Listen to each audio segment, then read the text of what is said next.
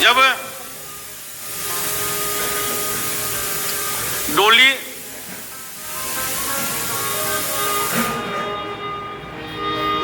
को उठा करके कहार विदाई लेता है तो जानकी जी डोली में बैठे हैं, कहार डोली उठाई है, जनक जी पीछे घसीटते हुए जा रहे हैं, मेरी बिटिया, मेरी जानकी, मेरी लाली। सुनैना जी समझाते हैं, सेवक और सचिव बताते हैं, महाराज दशरथ समझा रहे हैं, भगवान को रथ से उतर करके आना पड़ा और भगवान ने समझाया है और राजा जनक जी उनके चरणों में गिर पड़े। हे राघव, राम करो कही भांति प्रशंसा, मुनि महेश मन मानस हंसा, सबहि भांति मोहि दिन बढ़ाई, निज जन जान लिन्न अपनाई। जनक जी महाराज दशरथ जी के चरणों में लिपट जाते हैं कि आपने मुझे अपना बड़प्पन दिया है, मुझे आपने स्वीकार किया है, कहां आप और कहां मैं, कवन करो कवन विधि विनय बनाई, महाराज मोहि दिन बढ़ाई। बेटी पिता को जैसी विनय भरी भाषा में बोलनी चाहिए, जनक जी उसी का अनुसरण करते हैं। यहां से बारात विदा होने पर है और अपने मस्तक के पगड़ी को उतार करके जनक जी दशरथ जी के चरणों में समर्पित कर देते हैं कि अब मेरी बिटिया आपके घर की बहू हो रही है, बड़ी लाड़ प्यार से पाला है, अब आप ध्यान रखना। बहुत विनती करें, मैं कहां अभागा, आपने मुझे अपनाया। और दशरथ जी करें, नहीं नहीं आप अभागा कहां, आपने तो दिया है। कहते सबसे बड़ा दान अगर कुछ होता है तो कहते स्वर्ण का दान। बोले उससे बड़ा दान, बोले कन्यादान। कन्यादान दान में सबसे बड़ा कहा गया, आपने तो कन्या का दान किया। और यहां से विदा हो रही है। आइए एक छोटा सा हम लोग विदाई गीत के साथ मां को विदा करते हैं, फिर हम लोग सीधे अयोध्या पहुंचेंगे। प्यारी बेटी जनक की, प्यारी बेटी जनक की, अवध चली, अवध चली, माँ की ममता चली, घर की लक्ष्मी चली, माँ की ममता चली, घर की लक्ष्मी चली, माँ की ममता चली, घर की लक्ष्मी चली। प्यारी बेटी जनक की अवध को चली, अवध को चली, माँ की ममता चली, घर की लक्ष्मी चली, माँ की ममता चली, घर की लक्ष्मी चली।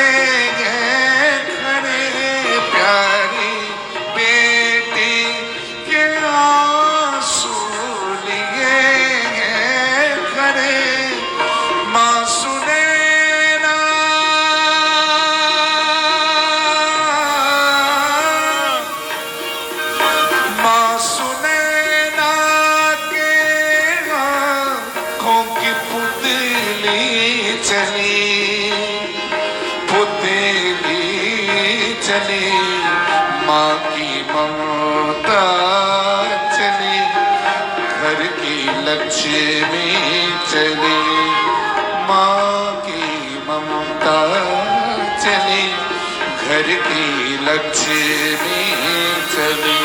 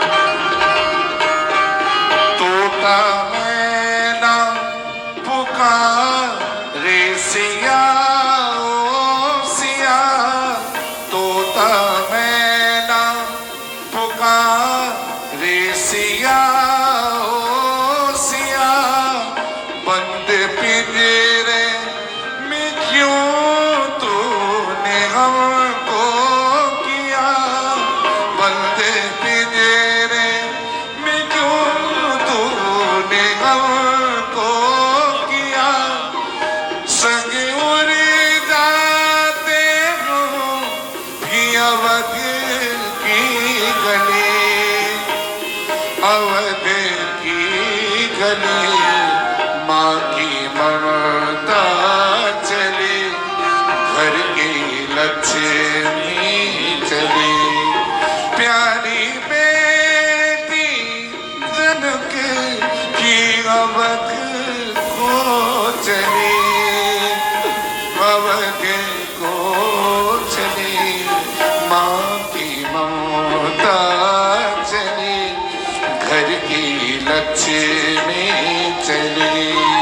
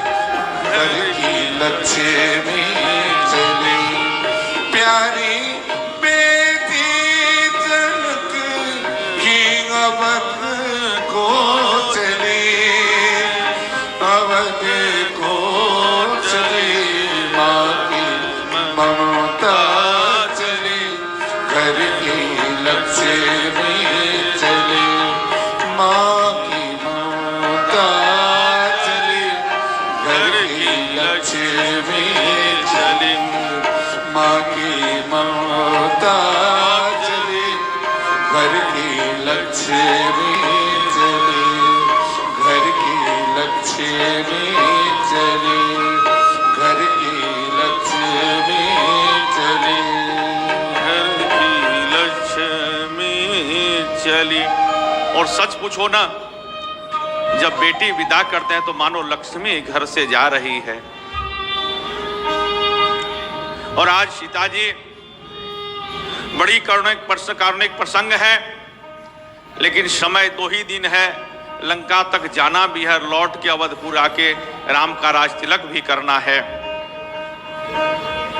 बारात चली है, जहां तक जनक जी की नगरी है सारी व्यवस्था किया गया है, और जहां से अवधपुर शुरुआत होता है वहां से सारे जगह पर स्वर्ण के कलश, आम के पल्लव,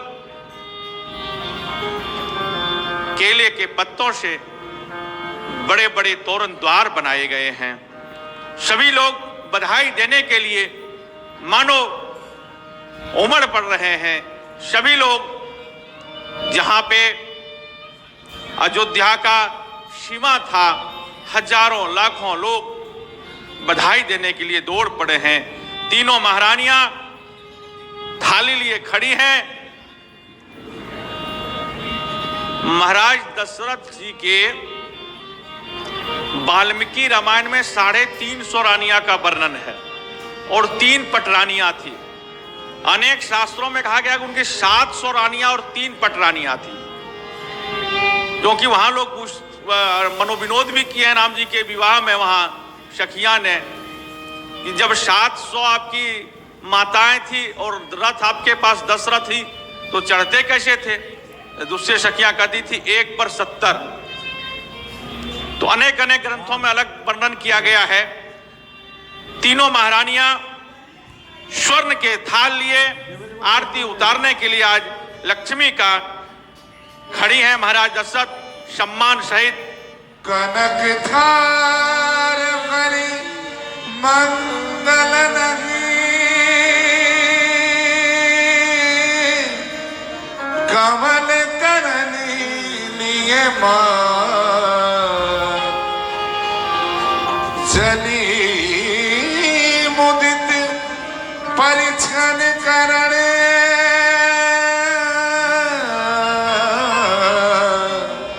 पुलक पल्लवित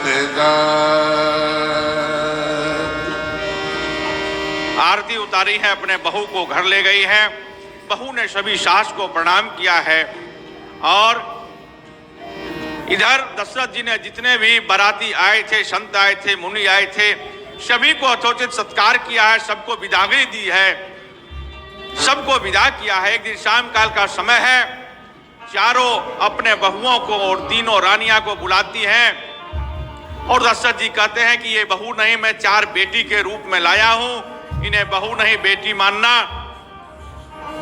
कुछ दिन बीतते हैं, दशरथ जी से विदाई मांगने के लिए विश्वामित्र जी आए हैं। साधु को गृहस्थी के यहाँ बहुत अधिक समय तक ठहरना नहीं चाहिए, इसमें साधु की साधुता छिन्न होती है। विश्वामित्र जी की विदाई का समाचार सुनकर महाराज जी के नेत्रों में आंसू आ गए। दशरथ जी बोले, ऋषवर मेरी तो कोई हैसियत नहीं है, यह आनंद सब जो इतने दिनों का है वह आपकी कृपा से मिला है। मैं तो परिवार सहित आपका सेवक हूँ, इन बच्चों पर सदा स्नेह रखना और दर्शन करते देते रहना कृपया।